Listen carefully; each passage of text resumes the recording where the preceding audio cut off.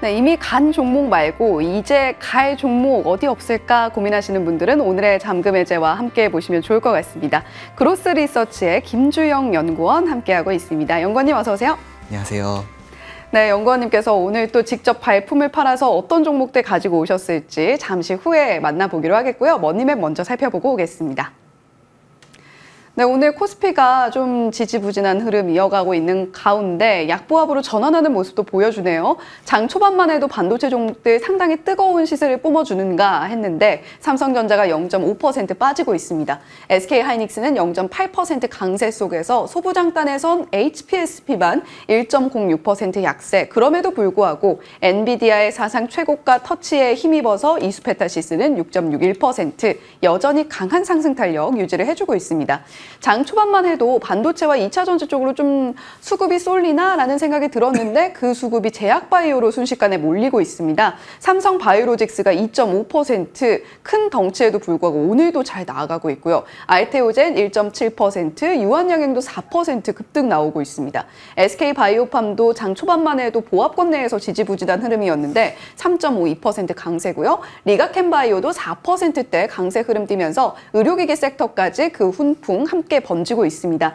자, 오늘 시장이 전반적으로 섹터별로 표정이 엇갈리는 가운데 조선기자재 쪽 이제 실적 시즌이 다가오면 다시 조선주 날아오르지 않겠느냐라는 시각과 함께 오늘 HD현대중공업이 4%대, HD한국조선해양도 4.63% 강세고요. 한화오션과 삼성중공업도 각각 1에서 2%대 강세 흐름 띄고 있습니다. 두산에너빌리티도 4%대 오늘 상당히 좋은 상승 탄력 쌓아가고 있네요. 네, 이렇게 머니맵 살펴보고 왔는데 오늘 전반적으로 시장이 초반보다는 분위기가 조금씩 식어가고 있는 듯한 분위기가 감지되고 있습니다. 그렇다면 이럴 때일수록 나는 지금 어떤 종목을 볼까 고민하시는 분들 많으실 텐데요. 오늘 김주영 연구원님과 첫 번째로 만나볼 종목 바로 공개해 보겠습니다. 자, 오늘의 잠금 해제 첫 번째 종목 바이오 FDNC입니다. 미래 먹거리 식물세포라는 제목이 붙어 있는데 키워드 첫 번째 바로 열어볼게요. 자, 식물세포가 과연 어디에 쓰일 수 있을 것인가 궁금한데 우리가 뭐 지나가면서 나무도 보고 꽃도 보고 합니다만 이 식물세포 안에서 우리가 투자 포인트 어떻게 찾아볼 수 있을까요? 네. 먼저 기업에 대해서 간단하게 설명을 드리자면은 이제 식물세포 플랫폼 기술을 활용을 해서 스킨 부스터나 이제 성장인자 그리고 뭐 건강기능식품 등을 이제 사업을 영위를 하고 있는 회사입니다. 그래서 이 회사 같은 경우에는 250여 종의 이제 식물세포를 가지고서 이 무제한적으로 복사를 해서 그 물질을 추출하는 기술을 가지고 있는 게 이 회사라고 보시면 되겠습니다. 그래서 이 대표적인 이제 식물세포를 가지고 활용할 수 있는 방안 중에 하나는 이제 그 스킨 부스터 원료를 가지고서 원료를 이제 식물세포에서 추출을 해서 이제 하는 방식이 대표적인 방식인데 옆에 보시는 게 저희 그 연구소에 와서 보여줬던 식물세포들의 종류들입니다. 그래서 네, 직접 기업 탐방 가서 찍으신 사진이죠? 네, 맞습니다. 그래서 그런 부분들이고요. 이 식물들을 가지고서 추출을 하고 성장 스킨 부스터를 활용을 하는 게 이 회사의 대표적인 사업이라고 보시면 되겠습니다.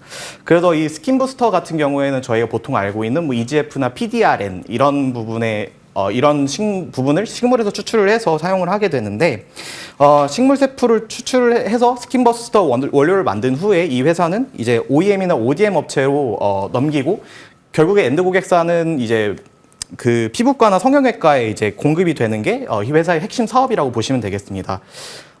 이 사업부 같은 경우에는 거의 매년 30% 이상씩 성장을 하고 있는 상황이고요.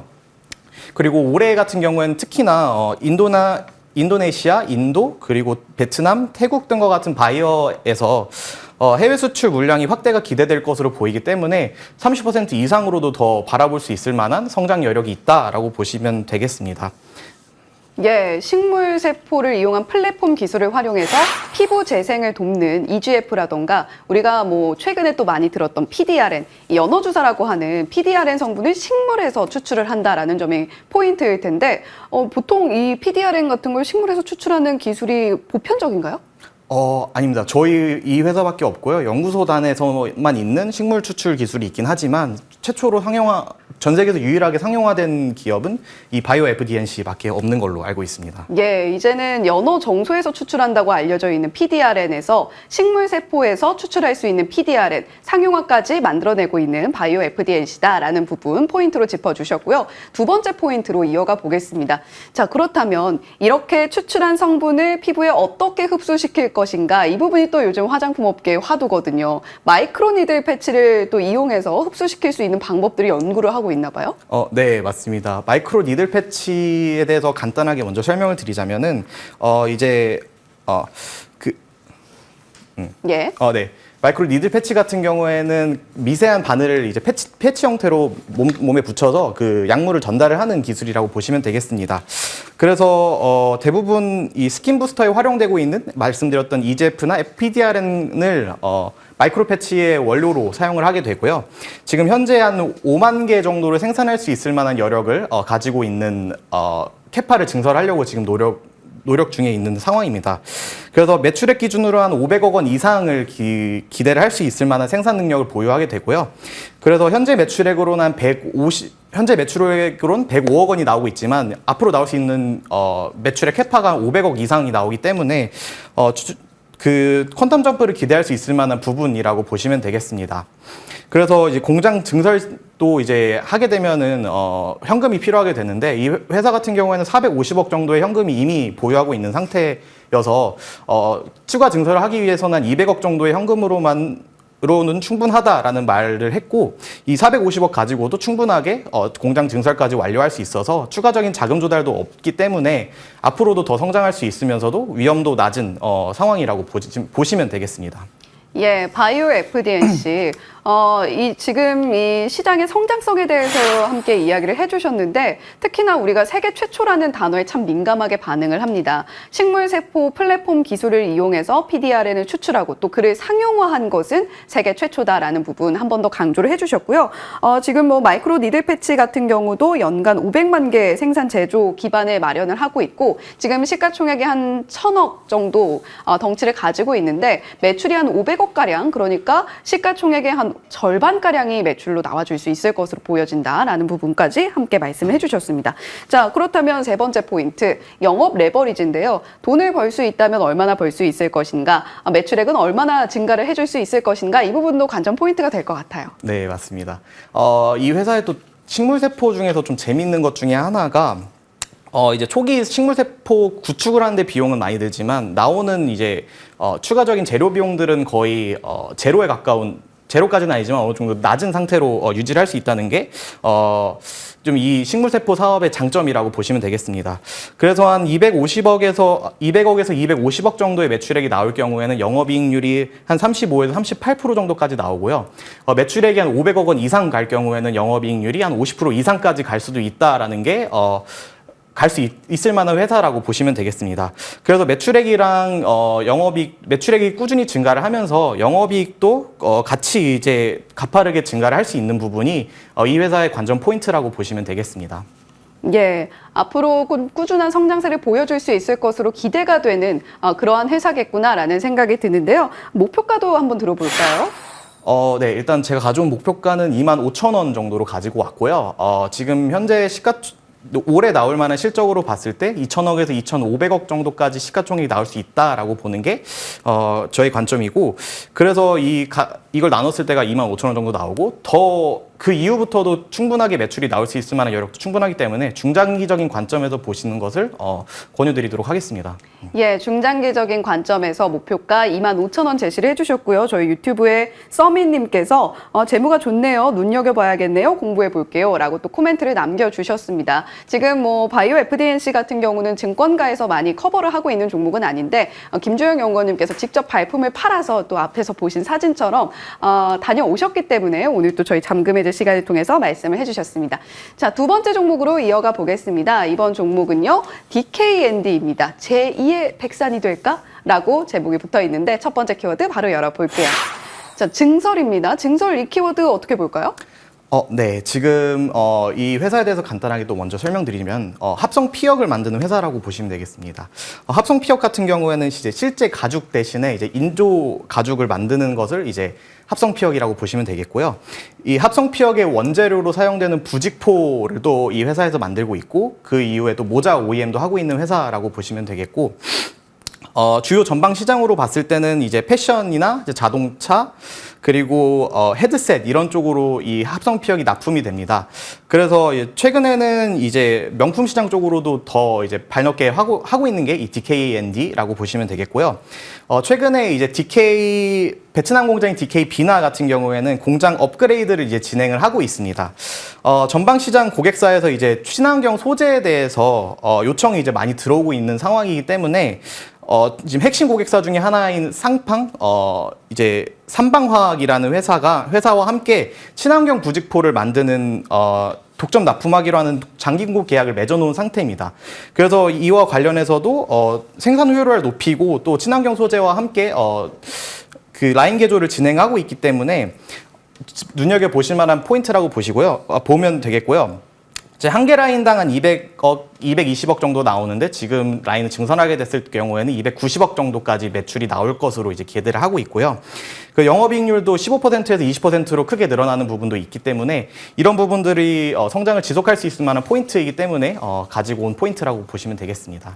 예, DKND 지금 뭐 패션이라던가 뭐 아니면 자동차라던가 여러 가지 분야에 적용이 되는 합성 피혁 쪽을 영위를 하고 있는데 또 간밤에 유럽 시장에서 루이비통 모네 헤네시가 중국 시장을 겨냥해서 고가의 핸드백을 또 출시한다라는 소식이 있는데 명품 시장 쪽에서도 퍼포먼스를 보여줄 수 있다면 앞으로도 DKND 좀 지켜볼 만한 가치가 있겠다라는 생각이 드네요. 자, 두 번째 키워드 이어가 볼게요. 자동차용 가죽입니다. 아무래도 이쪽에서 제일 좀 퍼포먼스를 보여주고 있나 봐요.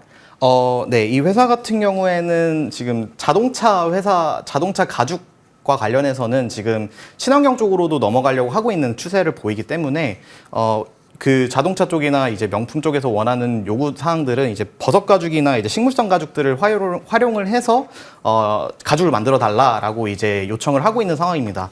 이 회사 같은 경우에는 지금 고객사로부터 이제 제안을 받아서 한 5에서 6% 정도의 영업이익률을 보장을 하는 조건으로 증설을 이제 요구를 하고 있는 상황이고요. 이제 내부적으로 이제 검토를 하고 있는데 이제 엔드 고객사에서 자동차 회사에서 결국에는 채택이 돼야 이제 이 회사가 클 만한 지금 상황이라고 보시면 되겠습니다. 그래서 이제 패션 쪽 같은 경우에는 이제 가죽 사용량이 좀 상대적으로 자동차에 비해서 적기 때문에 자동차 쪽에서도 충분하게 가죽 사용이 많아지고 더 커질 수 있을 만한 상황이라고 보시면 되겠고요. 그래서 이제 자동차 쪽에서도 분명하게 매출이 많이 나올 수 있는 상황이기 때문에 퀀텀 점프를 한 번 더 기대할 수 있을 만한 부분이 자동차용 시트라고 보시면 되겠습니다. 예, 자동차용 친환경 가죽에 대한 수요가 늘어나고 있다. 이러한 시장 안에서 우리 이 종목이 DKND 같은 종목이 어떤 시장을 파고들 수 있을 것인가 그 부분을 포인트로 짚어주셨습니다. 세 번째 키워드 이어가 볼게요. 주주환원인데요. 그렇다는 말은 지금 현재 주가가 어느 정도 좀 저평가되어 있다는 이야기가 아닐까라는 생각이 드네요. 어떤 부분인가요? 네. 이 합성 피혁 산업 특성상 좀 이제 큰 성장을 보이지 않는다고 생각을 해서 대부분 이제 좀 저평가되고 있는 상황이라고 보시면 되겠습니다. 그래서 이 회사 같은 경우는 이 저평가를 좀 탈피하기 위해서 9월 5일에 기업 가치 제고 계획을 이제 공시를 했었는데 27년까지 한 80억 정도의 추가적인 주주 매입과 자사주 매입과 소각을 하겠다는 내용을 밝혔고요. 앞으로 현금 배당도 꾸준히 늘려가겠다 이런 내용들을 밝히고 있는 상황입니다. 그래서 이 탐방 갔을 때 확인했던 결과로는 이제 80억 정도는 지금은 가장 최소치의 한계다라고 얘기를 했었고 앞으로는 80억보다 더 많은 자사주 소각을 할 수 있다고 기대를 하는 상황이라고 보시면 되겠습니다.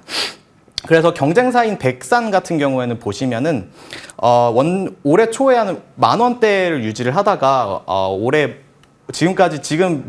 지금 주가를 봤을 때 14,000원 정도를 나왔습니다. 그래서 한 40% 정도가 성장을 했었는데 이런 부분이 이제 백산도 똑같이 합성 피혁을 하고 있는 회사인데 적극적인 주주 환원 정책으로 주가를 올릴 수 있을 만한 부분이라고 보시면 되겠습니다. 그래서 그런 부분을 활용을 해서 그런 부분을 봐서 백사는 이제 보았을 때 이제 DKND도 적극적으로 주주 환원 정책을 내고 있는 상황이어서 높은 업사이드를 보일 수 있을 만한 부분이기 때문에 그런 부분을 좀 기대하면서 투자에 활용을 해보시면 좋을 것 같습니다.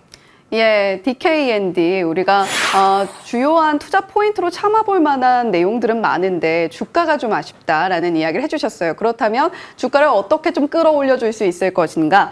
자사주 매입만 한다고 좀 해결될 수 있는 건 아니고 소각까지 이루어져야 할 텐데 이 부분까지 지금 계획이 되어 있다라는 부분 말씀을 해주셨고요. DKND 목표가 어떻게 가져갈까요? 네, 저희 목표가는 5,000원 정도로 보고 있고요.